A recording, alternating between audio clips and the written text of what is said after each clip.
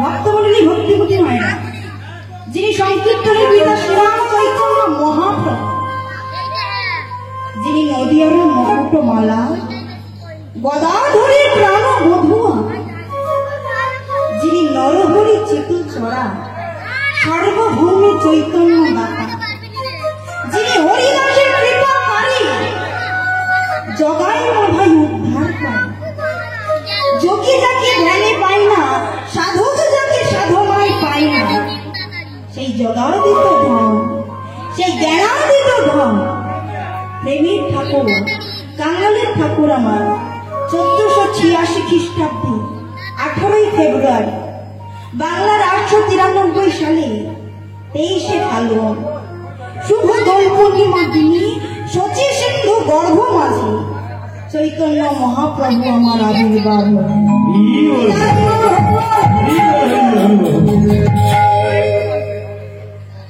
আমাদের গৌরের রে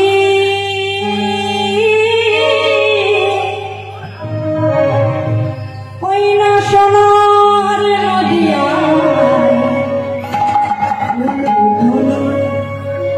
কি গো মা উল্লু কোথায় গেল? গৌরী আসছেন না আসছেন না আসছেন তো উল্লু ধ্বনি কই? উল্লু মাঠে মাঠে না একটু পরে আসবে। উল্লু ধ্বনি শঙ্খ ধ্বনি শব্দ শোনা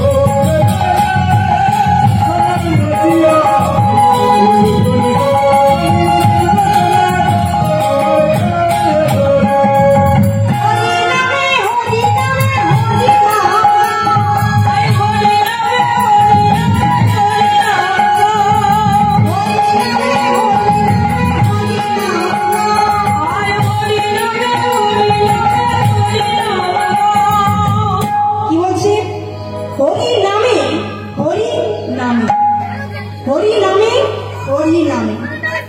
যেখানে হয় হরি নাম সংকীর্তন, সেখানে হরি আপনা থেকেই বিরাজ করে। যদি প্রশ্ন করেন মা বাবা কৃষ্ণ কোথায়, তাহলে কিন্তু উত্তর একটাই হবে, কৃষ্ণ কোথায়। কৃষ্ণ কোথায় না কৃষ্ণ কোথায়। তাহলে সবাই মিলে একসঙ্গে গাইবো, সবাই মিলে হরি নামে হরি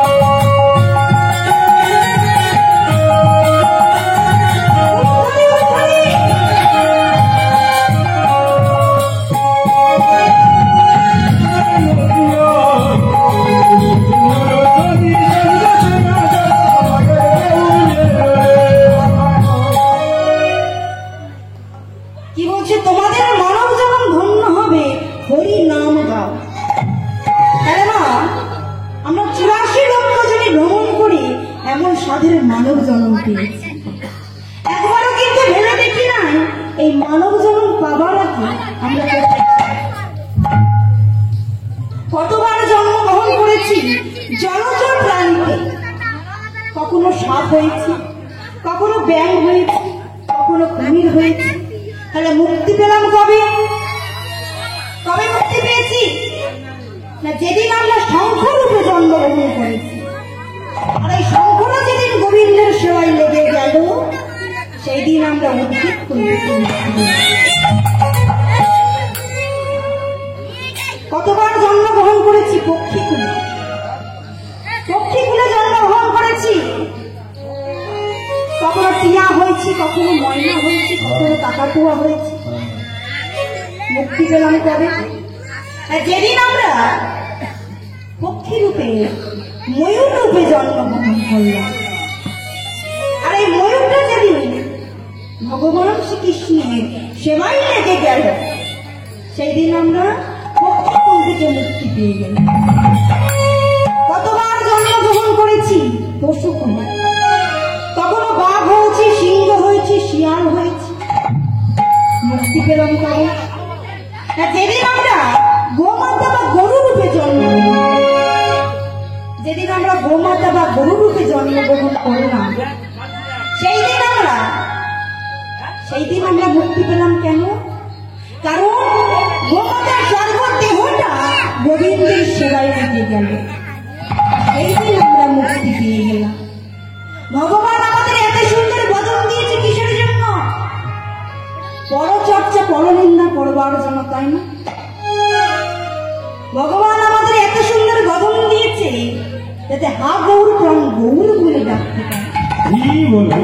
কিন্তু আমরা কি করি? একটা যখন ফাঁকা জায়গায় বসি, তখন আমরা কি করি? পরচর্চা পরনিন্দা করি। এটা কিন্তু গ্যারান্টি।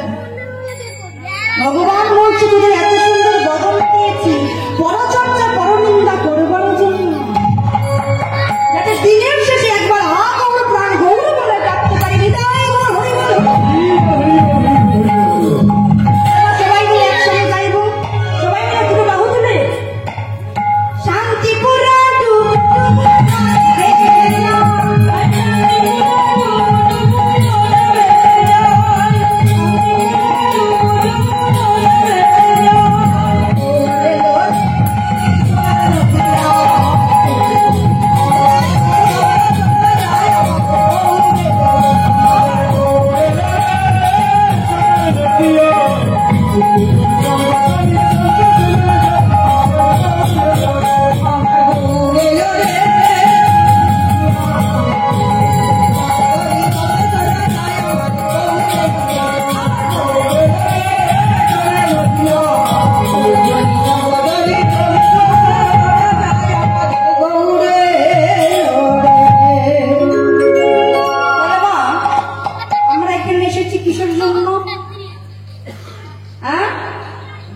হরিনাম শুনতে।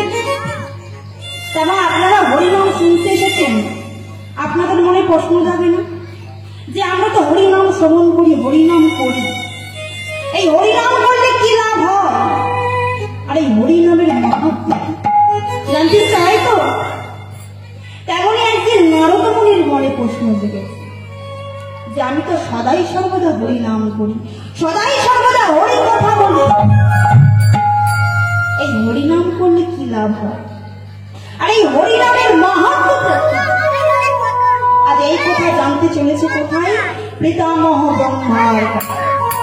আজ কেমন ভাবে চলেছে? নারায়ণ নারায়ণ নারায়ণ নারায়ণ নারায়ণ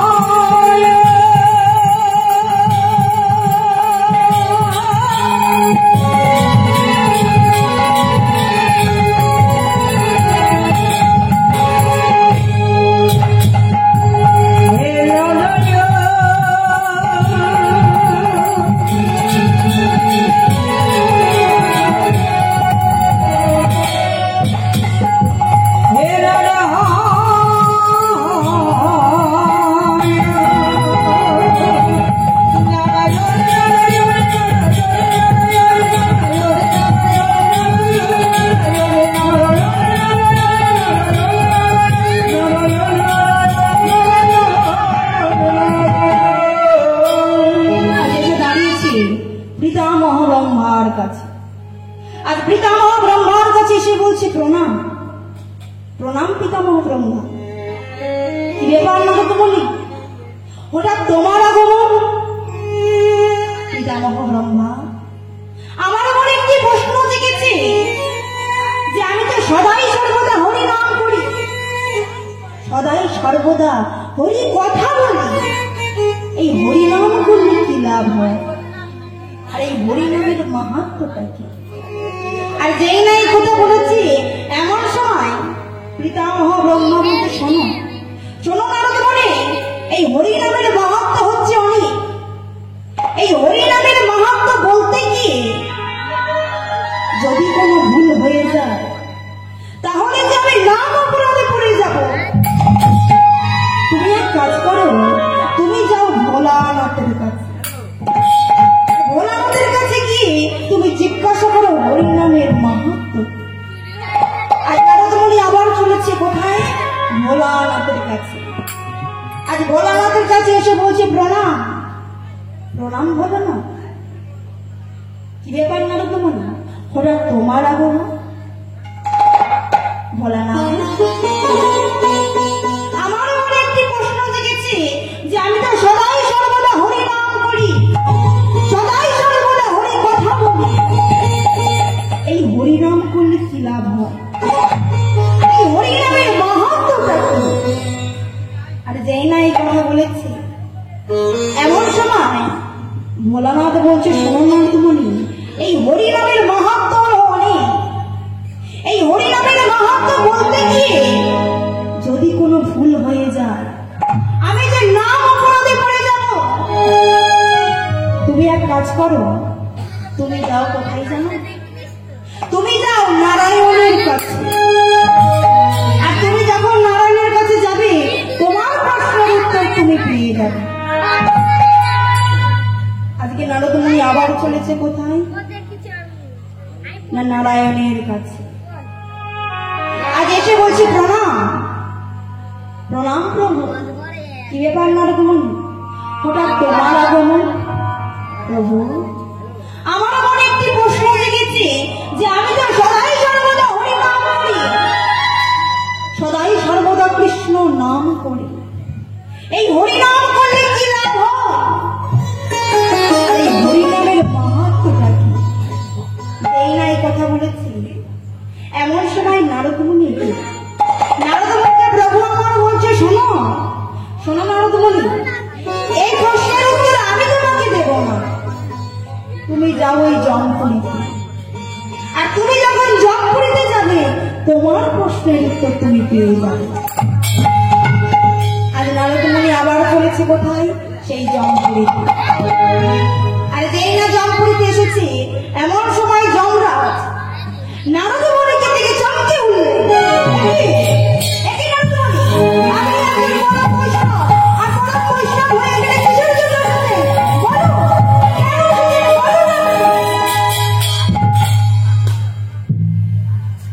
এমন সময় যমরাজ বলছে, কেন এসেছো? নারদমুনি বলছে, প্রভু, আমার প্রভু আমাকে পাঠিয়েছে কেন জানো? কেন জানো আমাকে পাঠিয়েছে? আবার মনে একটি প্রশ্ন লেগেছে যে আমি তো সদাই সর্বদা হরি নাম করি, সদাই সর্বদা হরি কথা বলি। এই হরি নাম করলে কি লাভ হয়?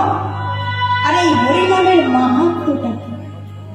আর যেই না এই কথা বলেছে, এমন সময় যমরাজ বলছে, শোনো নারদমুনি, এই প্রশ্নের উত্তর আমি তোমাকে দেব না।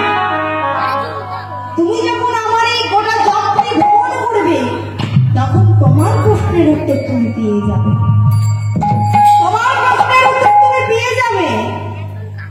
শোনো নারদমুনি, তুমি যখন আমার এই জমপুরী ভ্রমণ করবে, তখন তোমার মনে হতে যেন হরিনাম বাহিরে না হয়।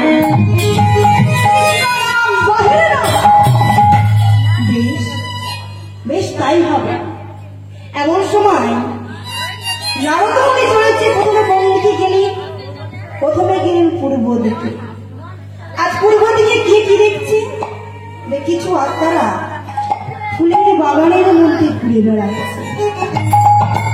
তারপরে গেলেন পশ্চিম দিকে। আজ পশ্চিম দিকে গিয়ে কি দেখছি? যে কিছু আত্মারা যারা একটি মনোরম পরিবেশে ঘুরে বেড়াচ্ছে। তারপরে গেলেন উত্তর দিকে। আজ উত্তর দিকে গিয়ে কি দেখছি? যে কিছু আত্মারা একটু কষ্টের মধ্যে রয়েছে। তারপরে গেলেন সেই দক্ষিণ দিকে। আর দক্ষিণ দিকে গিয়েছে, দেখছে কিছু আত্মারা যারা বদল হতে কোনোদিন হরিনাম করে না,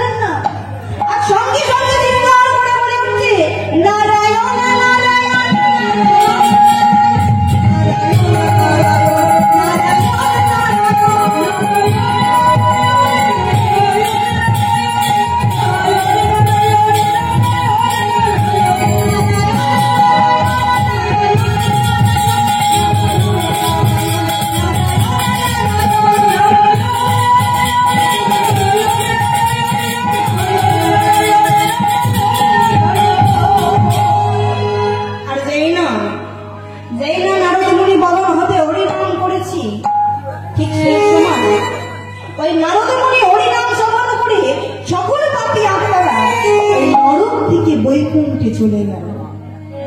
আর যেই না বৈকুণ্ঠে চলে গেছে, ঠিক সেই সময় জগন্নাথ এসে বলছে, নারদমণি, নারদমণি, তোমাকে আমি কতবার বলেছিলাম, তুমি যখন এই জম্পুরি ভ্রমণ করবে তখন তোমার মনের হতে যেন হরিনাম বাহির না হয়, কৃষ্ণ নাম বাহির না হয়। এ তুমি কি করলে? বলো নারদমণি, এ তুমি কি করলে?